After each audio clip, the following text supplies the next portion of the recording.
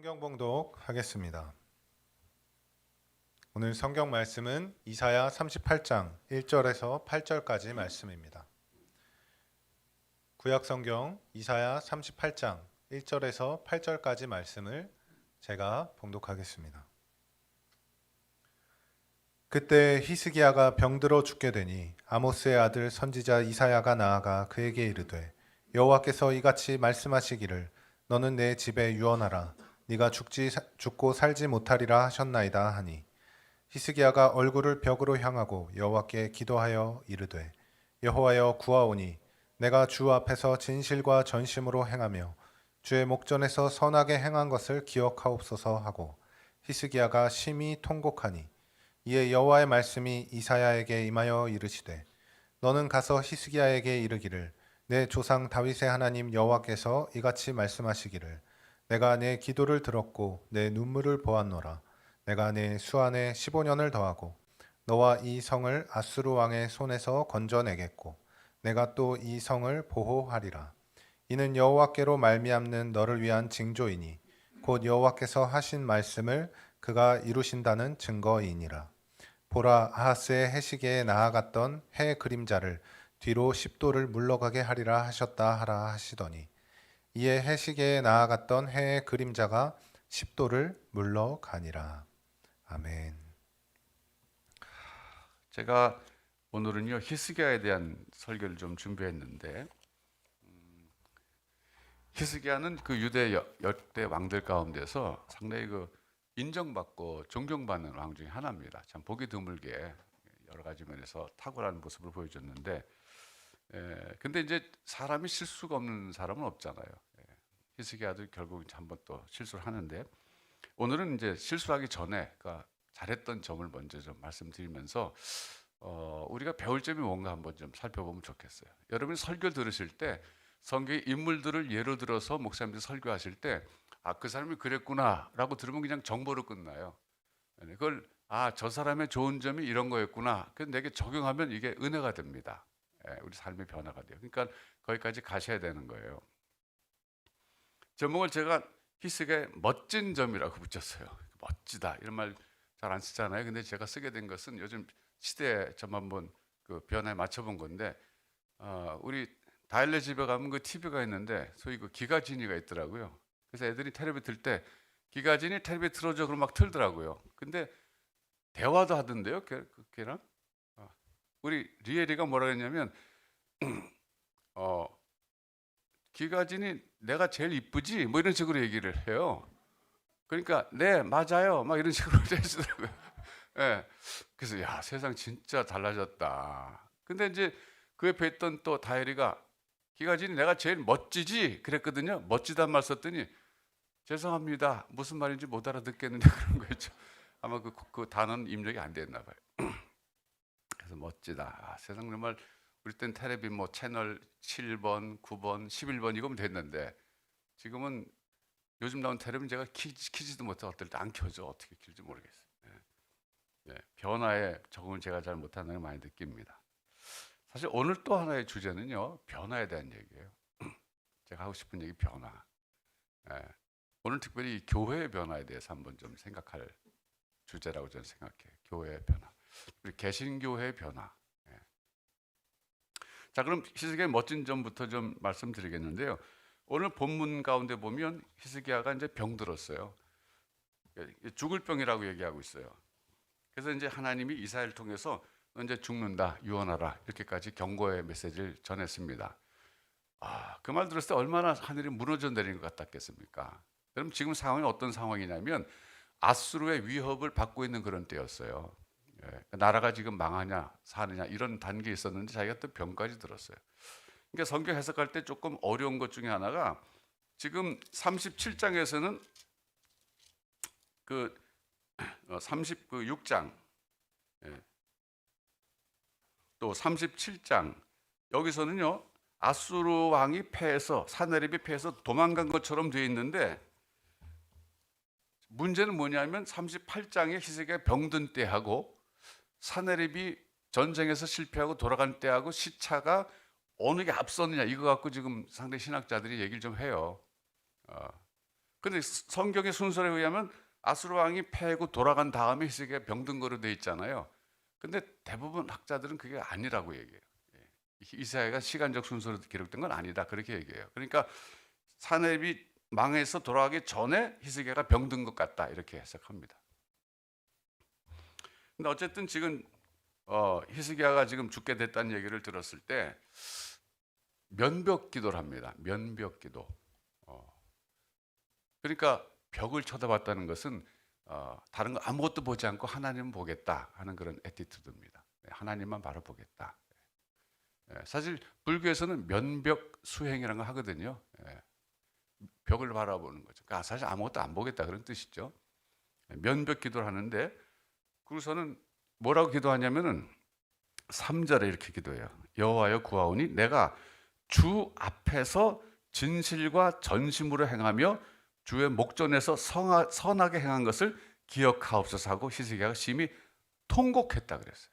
눈물의 기도를 올렸다 그랬는데 그 기도의 내용이 뭐냐면 하나님 제가 하나님 뜻대로 그래도 잘 살지 않았습니까? 그런 뜻이에요.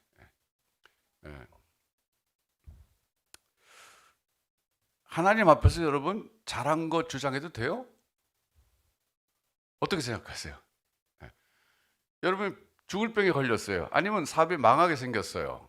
그때 하나님께 나가서 하나님, 제가 그래도 하나님 앞에서 잘 살지 않았어요? 이렇게 말하는 거 괜찮아요? 안 괜찮아요? 아니, 그럴 자신 있어요? 없어요? 좀 주저되죠? 하나님 제가 잘한 것도 있고 잘못한 거 있는데 뭐 이렇게 해야지 되는데 지금 히스기야는 굉장히 당당해요. 이제 우리 이제 번역 성경이 하지만 내가 주 앞에서 이런 말 썼어요.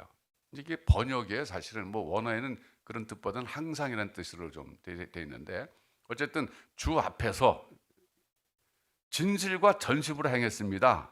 그다음에 주의 목전에서 이 번역이지만 주의 목전에서 반복되고 있어요. 주 앞에서 주의 목전에서 선하게 행한 것을 기억하옵소서 그랬어요. 여기서 이제 선하다 그랬을 때 이게 이제 소위 영어로 그 good works 그건 아니고 영어 성경에서는 what you want me to 이렇게 써 있어요. 당신이 내게 행하기를 원하는 것을 내가 그대로 하지 않았습니까? 그런 뜻이에요. 그러니까 하나님께서 원하시는 대로 제가 순종하지 않았습니까? 그걸 좀 기억하셔야죠. 이러는 거예요. 회사에서 보스가 자기를 막 자르겠다 그래요. 그때 내가 그래도 회사에서 당신 말대로 열심히 하지 않았습니까? 나를 자르실 수 있겠습니까? 이렇게 말한 것과 비슷한 거예요. 근데 어쨌든 우리말 성경에는 주 앞에서 그리고 주의 목전에서 이런 말 쓰고 있어요. 제가 이 말을 묵상하다가 코람데어라는 단어가 생각났어요, 여러분. 코람데어. 이 코람데어라고 하는 단어가 종교개혁 시절에 유행했던 단어 중에 하나입니다. 뜻이 뭐냐면 하나님 앞에서라는 뜻이에요. 라틴어입니다. 코람. 그때 당시에 종교개혁자들이 강조했던 삶의 원리가 뭐냐면 지금 당신은 하나님 앞에 있습니다. 그거예요. 하나님 앞에서 행동하는 것입니다. 불편하죠? 굉장히 좀 불편하다고 생각해요. 사실 근데 그게 뭐 새로운 얘기도 아니에요. 하나님은 다 보고 계시는데 뭐 안 그래도 다만 그 시절에 그걸 강조했던 거죠. 근데 이제 참고로 또 말씀드리면 종교개혁의 5대 원리라고 하는 단어가 있는데 종교개혁자들이 중요시했던 5가지 어떤 명제가 있어요. 그 좀 화면에 띄워주시죠. 여러분 참고로 그냥 상식적으로 한번 알아두시면 좋아요. 적어요. 이제 전부 라틴어입니다. 솔라 스크립추라. 솔라라는 것은 오직이라는 단어예요. 오직 성경으로 이렇게 번역해요. 오직 성경으로. 그러니까 그 당시 로마 가톨릭이 상당히 그 구원론에 있어서 잘못됐잖아요. 그러니까 심지어 면죄부를 사면 구원 받는다 이렇게까지 나갔기 때문에 너무 많이 나간 거거든요. 그러니까 아니다. 성경에는 그렇게 말하지 않는다. 신앙생활의 모든 교리와 생활의 원리는 성경에서부터 나와야 된다. 그래서 솔라 스크립추라 이걸 강조했어요. 오직 성경이 신앙생활의 유일한 기준이다. 그런 뜻이죠. 두 번째는 솔루스 크리스투스. 오직 그리스도만으로 구원받는다. 주로 이제 구원에 관한 얘기들이에요, 전부. 그다음 세 번째는 솔라 그라티아. 오직 은혜로 하나님의 은혜로 구원받는 것이지 우리가 무슨 행위로 구원받는 거 아니다. 그 다음에 솔라 피데, 피데는 신앙이에요. 오직 믿음으로 구원받는다.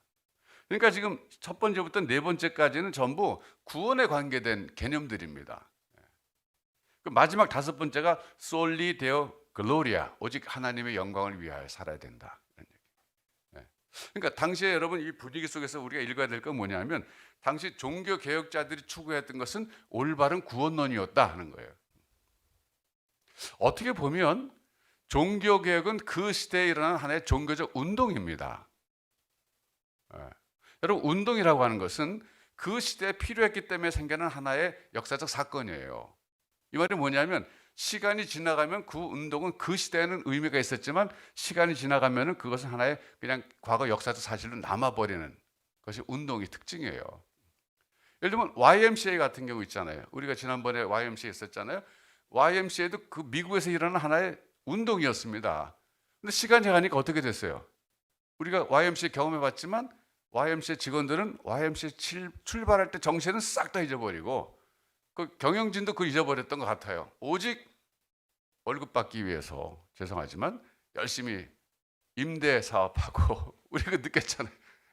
오직 임대 쪽에만 관심이 있지 무슨 뭐 YMCA가 왜 생겼는지 그거는 I don't care. 사실 운동은요 시대가 지나가 버리면 껍질만 남아버리고 말이에요. 정신을 잊어버려요. 형식만 남아버리고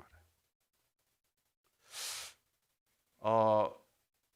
제가 오늘 말씀드리고 싶은 것은 이 코람데오에서 출발해갖고 종교개혁까지 갔는데 어쨌든 다시 또 종교개혁으로 이따 돌아갈 겁니다. 다시 이제 히스기야로 가게 되면 히스기야가 강조한 것은 뭐냐면 제가 하나님 앞에서 코람데오죠. 주님 앞에서 착하게 살았던 것, 즉 하나님이 원하시는 그대로 살았던 것을 기억해 주세요. 난 정말 선하게 살았습니다. 날 죽이시는 것은 뭔가 부당한 것 같습니다. 그리고 하나님께 눈물의 기도를 드렸는데 하나님께서 그 기도를 들어주셨다는 거예요. 인정해 주셨다는 거예요. 그 제가 생각하는 건 뭐냐면요. 요즘에 그래 우리가 구원을 하나님의 은혜로 받는데 인생을 살면서 소위 우리가 축복받는 것, 뭐 건강이라든지 뭐 아이들이 잘 되고 집안이 잘 되는 것은 선하게 사는 것과도 상당히 밀접한 관계가 있다 이렇게 생각해요.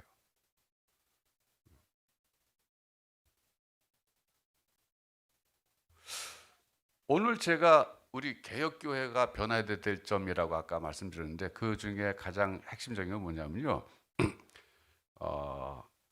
상대적으로 캐톨릭에 비해서 개신교가 선행을 덜 강조한다 이거예요. 이게 문제점이라고 저는 생각해요. 왜냐하면 믿음으로 구원받고 솔라 피데, 솔라 그라티아 오직 은혜로 구원받고 그리고 솔루스 크리스투스 오직 그리스도를 믿음으로 구원받고 하다 보니까 선행은 빠졌거든요 여기에. 자, 근데 생각해 봅시다. 성경이 전체적으로 여러분 선행에 대해서 어떻게 말씀하고 있다고 생각하십니까? 자, 쉽게 얘기하면 단답형이에요. 중요하다고 생각합니까? 중요하지 않다고 생각합니까? 성경이. 중요하다고 강조하죠. 틀림없이. 너희는 기회 있는 대로 모든 일에게 착한 일을 하되 너희 친족들에게 더해라 이렇게 얘기하고 있어요. 구체적으로. 그럼 우리는 개신교 입장에서 믿음으로 구원받는다는 것을 강조해요. 구원은 믿음으로 받는다. 선행이 아니라는 거예요. 그러면 선행의 자리는 어딜까요? 이 자리가 불분명하다는 거예요. 저는. 우리가 한번 반성해 보자는 거예요. 그러니까 지금까지도 한국 개신교뿐만 아니라 제가 느낄 때 세계 개신교들의 자리는 종교개혁 시대에 머물러 있다는 거예요. 그러니까 항상 오직 믿음으로 구원받는다. 이것만 강조하는 것이 수백 년 됐는데 그때 종교개혁이라고 하는 것은 제가 아까 말씀드렸지만 그 당시에 교계의 문제점을 보고 하나의 개혁 운동을 일어나는 건데 아직도 거기만 머물러 있는 것이 아닌가. 이게 개신교의 약점에 어떻게 정말 약점이라고 생각해요.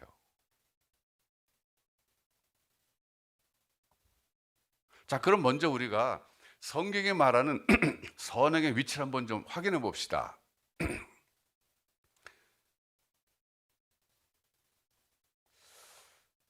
에베소서 2장 8절 9절 한번 보시죠. 에베소서 2장 8절 9절. 이거 성경 좀 화면 보여줄 수 있어요 혹시? 에베소서 2장 8절 9절.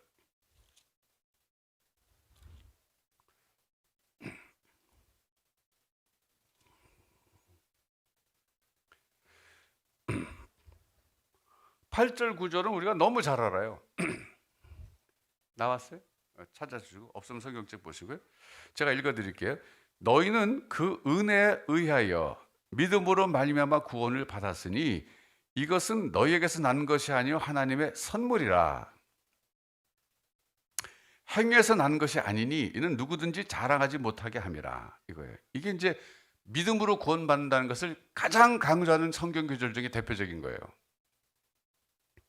자, 여기 보면 이제 여기 단어를 좀 한번 우리가 분석해 들어가면 영어로 보면 좀 더 분명하게 이해가 되기 때문에 영어로 소개해 드리면요. 너희는 그 은혜에 의하여, 이건 by grace예요. 영어로 은혜에 의하여 by grace. 믿음으로 말미암아 through faith, 믿음을 통해서 구원을 받았다는 거예요. 이것은 너희에게서 난 것이 아니요 하나님의 선물이라. 하나님의 기프트라는 기프트.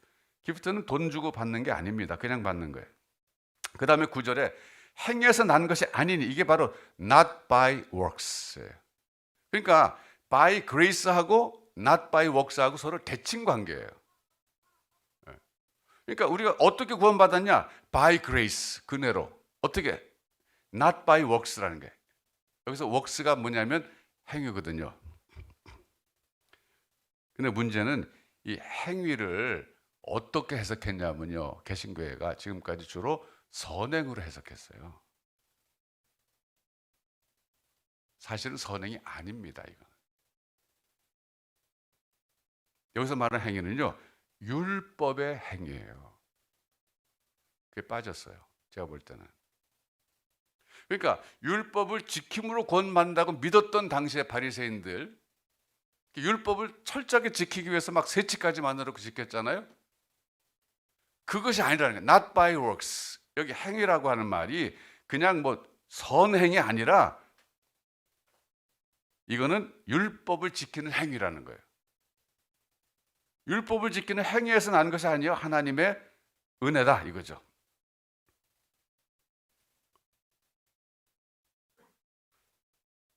이걸 만일에 선행으로 보면요, 개신교에서 선행의 위치는 굉장히 전락해버리고 말아요. 그건 뭐 선행 중요하지도 않은데 뭐. 구원과 상관이 없잖아. 저 뭐 필요 없는 거 이렇게. 자, 그럼 제가 그걸 어떻게 무슨 근거로 이렇게 주장하느냐? 10절을 봐야 되는 게 10절. 그래서 8절 9절만 보면 안 되고 여기서 10절까지 봐야 되는 거예요. 10절. 10절이 뭐가 있냐? 우리는 그의 만드신 바라. 이건 뭐냐면 우리는 그의 작품이라, 그런 뜻이에요. 우리가 누굽니까? 예수님의 제자들, 우리 성도들이에요. 성도들, 하나님의 백성들. 우리는 그의 작품인데 어떻게 무슨 목적으로 만드셨냐면 그리스도 예수 안에서 선한 일을 위하여 지으심을 받은 자니, 그랬어요.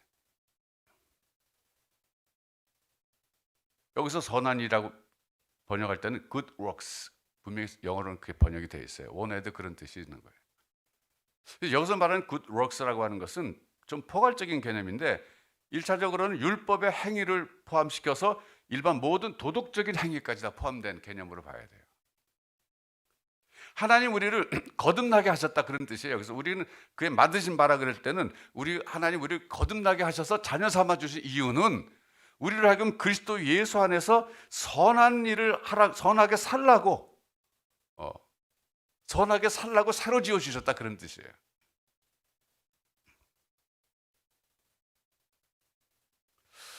여러분, 개신교는요 여기서 9절까지밖에 못 갔어요. 제가 볼 때 10절까지 가야 되는 겁니다. 여러분, 어린이 노래 가운데 돈으로도 못 가요 노래 아는 사람 있죠? 어릴 때 배웠죠. 돈으로도 못 가요 하나님 나라. 자, 가사 좀 띄워주세요. 우리 오랜만에 동심으로 돌아가서 한번 거기 가사를 통해서 한번 우리가 분석 좀 해보겠습니다. 자, 가사 좀 준비해 주시고 반주. 예. 우리 준하자마가 새신자들 열심히 영접하고 있는데 반주도 탁월하게 잘합니다. 자, 예. 자, 박수 치면서 옛날로 돌아가서 돈으로도 못 가요 하나님 나라 로도 못 가요 거듭나면 가는 나라 하나님 나라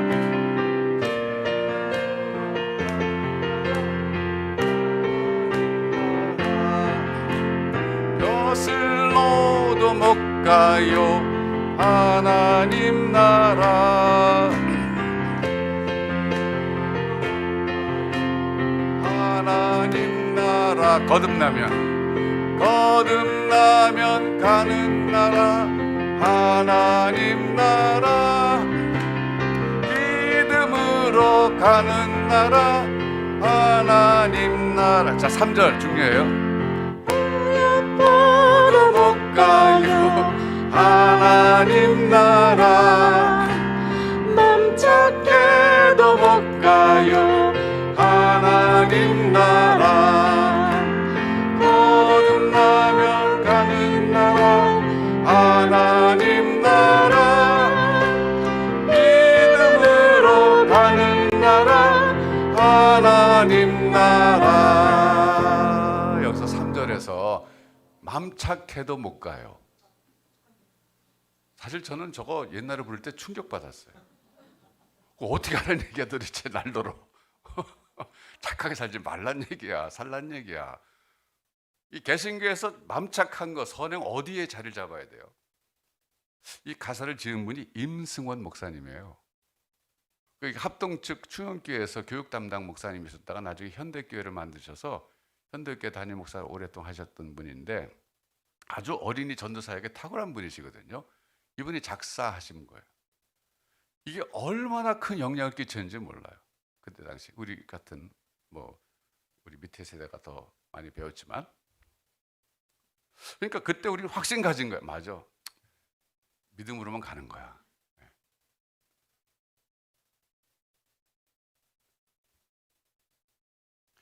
근데 이제 여러분 제가 전에 한번 말씀드렸지만 기독교는 인간을 선하다고 봅니까? 본성을 악하다고 봅니까? 성선설입니까? 성악설입니까?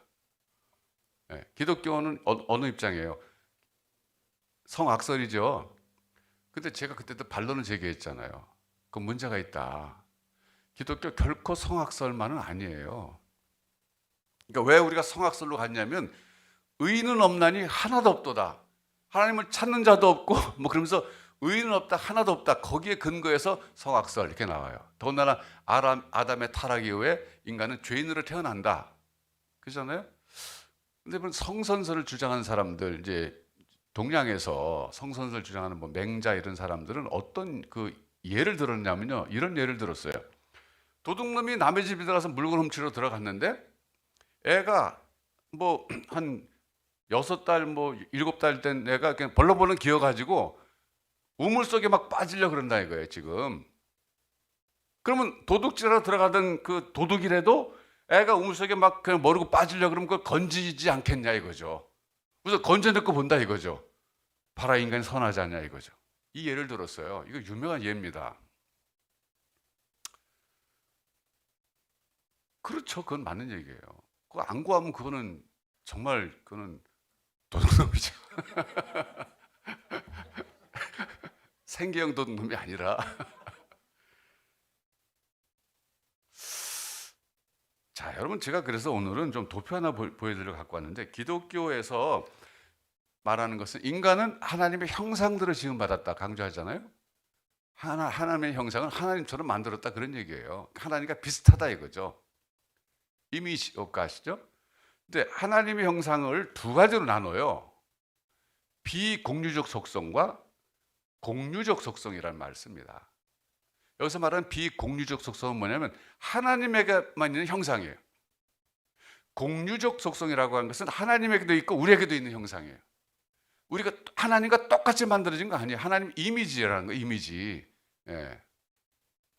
자, 도표 좀 보여주세요. 그러면 비공유적 속성은 뭐고 공유적 속성은 뭔가? 왼쪽이 비공유적 속성입니다. 첫째, 하나님의 자존성, 하나님 스스로 존재하신다 이거예요. 두 번째, 하나님의 불변성, 하나님 변함이 없다. 세 번째, 하나님의 무한성, 하나님은 절대적으로 영원, 시간적으로, 공간적으로 완전 무한하시다. 네 번째, 하나님의 단일성. 이 네 가지는요 비공유적 속성이 우리에게 없어요. 그럼 우리에게 있는 건 뭐냐?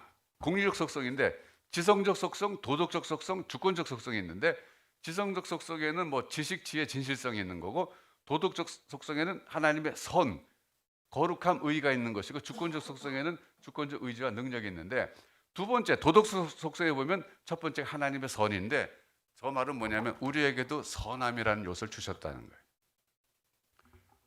도덕적 선이에요. 도덕적 선. 근데 성경에서 의인은 없나니 하나도 없다 했을 때 그때 말하는 의인은 어떤 의인이냐면 스스로 하나님을 찾는 사람이라는 뜻이에요. 그래서 그걸 영적 선이라는 말을 붙였어요. 구분하기 위해서. 인간에게 영적 선은 없어요. 그때 영적 선의 특징이 뭐냐면 스스로 하나님을 찾는 사람이에요. 물론 이제 우리 주변에 보면 종교적 성향이 강한 사람이 있잖아요. 그냥 그 종교적 속성이 강해갖고 어느 종교든지 간에 가서 관심 갖고 다 들여다보고 진리를 찾는 사람. 그런 사람이 있지만 성경에 말하는 의인이 없다 그럴 때는 스스로 자기 힘으로 하나님 찾을 수 있는 사람은 없다 그런 뜻이에요. 영적 선이 없다는 거예요. 그러다 보니까 거기서 기독교는 성악설이 나온 거예요. 근데 보면 제가 지금 도표 보여드렸지만 비공유적 속성 안에는 분명히 하나님의 도덕적으로 선한 면이 우리에게 주어졌다는 거예요. 다만 이것이 타락 이후에는 상당히 망가져서 부분적으로 문제가 생겼지만 여전히 유효하다 그런 뜻이에요. 지금도 기능해요. 그래서 이거는 망가졌지만 기능한다고요. 예.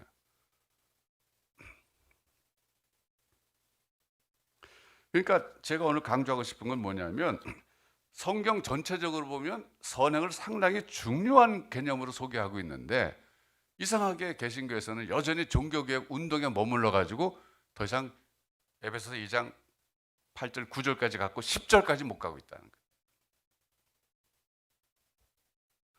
구원은 당연히 하나님의 은혜로 받고 오직 믿음으로 받고 오직 그리스도를 믿음으로 받지만 그 다음에 하나님 왜 그럼 구원해 주셨냐 이거죠. 우리 보고 선하게 살라 그런 뜻이에요. 착하게 살아라.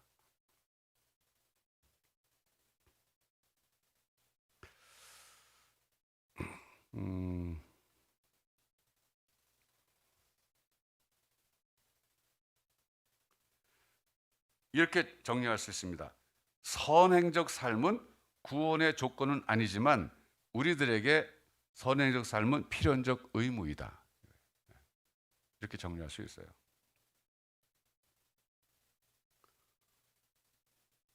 사실 종교 개혁이라고 하는 것은 하나의 그 당시에 일어난 운동인데 특별히 카톨릭의 구원론에 있어서 너무 잘못됐어요. 잘못돼도 너무 잘못됐기 때문에 그걸 바로잡기 위해서 일어난 운동인데 우리는 지금도 그 기치를 들고 계속 외치고 있는 거예요. 오직 믿음으로 구원받는다. 지금도.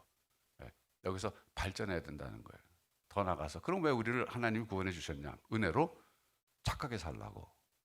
그렇게 함으로써 하나님이 우리가 하나님 형상이기 때문에 하나님이 착한 분이라는 것을 세상에 드러내라 이게. 사람들이 우리를 보고 하나님 선한 분이구나. 왜? 저 사람 보니까 하나님 저 사람도 저 정도 선하다면 하나님 얼마나 선하실까? 그 세상을 밝게 만들어라 그런 뜻이에요. 우리를 통해서 세상이 밝아지길 원하시는 거예요. 그게 원래 하나님 뜻이잖아요. 하나님의 구원이라는 게 뭡니까? 세상의 회복인데 세상이 지금 악하잖아요. 문제 많잖아요. 우린 구석구석에서 하나님의 선한 모습을 보여줘야 될 사람들로 하나님 우리를 구원해 주셨다는 거예요.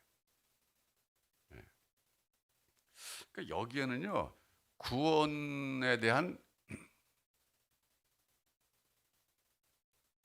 저급한 이해가 문제예요. 참 제가 안타까운 것은 구원을 장소 이동으로 생각하는 게 참 문제예요. 지옥 같은 세상에 살다가 죽으면 천국 가는 거 이거 구원을 생각하는데 그렇지 않습니다. 구원은요 다른 말로 말하면 그리스도의 형상을 온전히 담는 거예요.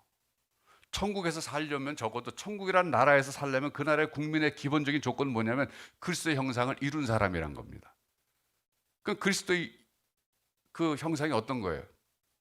성경적으로 말하면 하나님의 뜻에 자의로 완벽히 순종하는 사람이에요.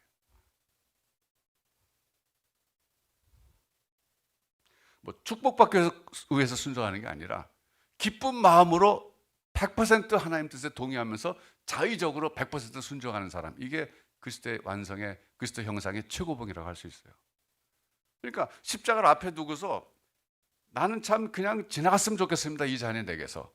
그러나 아버지의 뜻대로 내가 순종하겠습니다. 그리고 그 잔을 받아들이셨잖아요. 이게 자의적 순종이거든요. 예. 그러니까 우리가 살아있으면서 은혜로 구원받았지만 지금 살면서 해야 될 일이 뭐냐면, 외적으로는 선한 삶을 삶으로써 하나님의 선한 모습을 세상에 보여주는 것이고, 내적으로는 그리스도의 형상을 닮아가는 것이다. 그런 일. 그 기준이 뭐예요? 순종. 예. 자의적 순종이에요.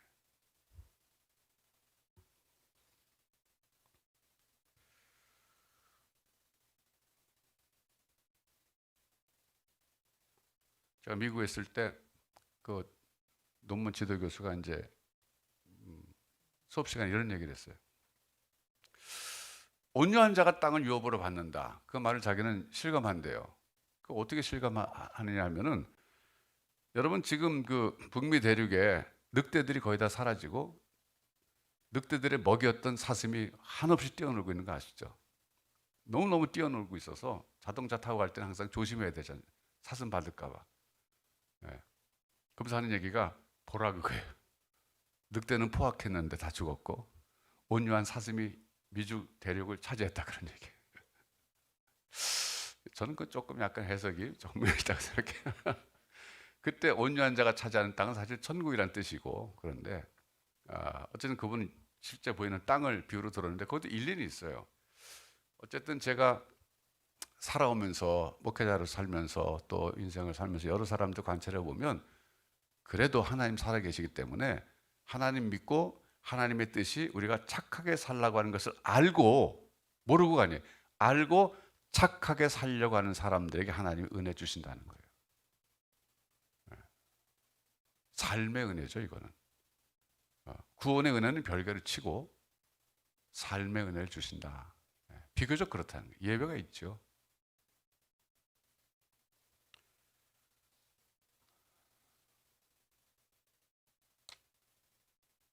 제가 이제 죄송합니다만 이제 나이가 들다 보니까 우리 개교, 우리 다윗교만 보이는 게 아니라 한국 개신교를 자꾸 생각하게 돼요. 전체적으로. 우리 개신교 약점이 뭘까? 참 좋은 점 많은데 보니까 너무 믿음으로 구원 얻는다, 이신칭의에서 머물러 있다 보니까 세상 속에서 기독교인들이 잘못 사는 게 많다 이거예요. 구원은 행위와 관계없다고 믿는 바람에 잘못 사는 게 많다 이거예요. 그게 오히려 사회적 문제를 일으키지 않습니까? 그런 거예요. 그거는 교회가 에베소 2장 8절 9절까지만 가르치고 10절을 제대로 안 가르쳐서 그렇다고 저는 생각이 들어요. 자, 여러분 이제 오늘 제가 전하고자 하는 얘기는 다 했는데요. 본인 자신에게 한번 좀 적용해 보시면 좋겠어요. 쉽게 말하면 나는 정말 세상에서 착하게 살고 있는가? 착하게 살아야지. 그게 아니라 왜? 하나님이 나를 그렇게 착하게 살라고 만드셨기 때문에. 그 의식이 중요한 거예요. 일본 사람들은 자동차를 성실하게 만들잖아요. 왜요? 장인 정신 때문에. 근데 우리 믿는 사람들은 자동차를 만들 때 성실하게 잘 만들어야 돼. 왜? 하나님이 그걸 원하시니까. 이게 다른 차원이에요. 그래서 여러분, 우리가 착하게 살아야 될 이유는 구원받기 위해서가 아닙니다. 절대 오해하지 마세요. 그건 하나님의 은혜로 구원받게 해주시는데, 문제는 그렇게 은혜로 구원해 주셨는데 그 목적이 뭐냐? 우리는 하나님의 지으신 바라. 왜? 선한 일을 위하여 지으셨다. 그리스도 안에서 착하게 살라고 지으셨다. 그래서 세상에 하나님의 존재를 너희 삶을 통해서 드러내 보여주라, 이런 얘기. 그럴 때 우리 사회가 더 소망이 있고 희망이 있고 우리가 가는 곳곳마다 그래서 변화가 일어날 줄 믿습니다. 우리 교인들 정말 소수지만 있는 곳에서 이렇게 빛과 소금 역할을 감당하실 때 하나님 여러분들의 삶을 통해서 역사하실 것이고 여러분들의 개인적인 삶을 축복해 주실 줄로 믿습니다. 기도하겠습니다.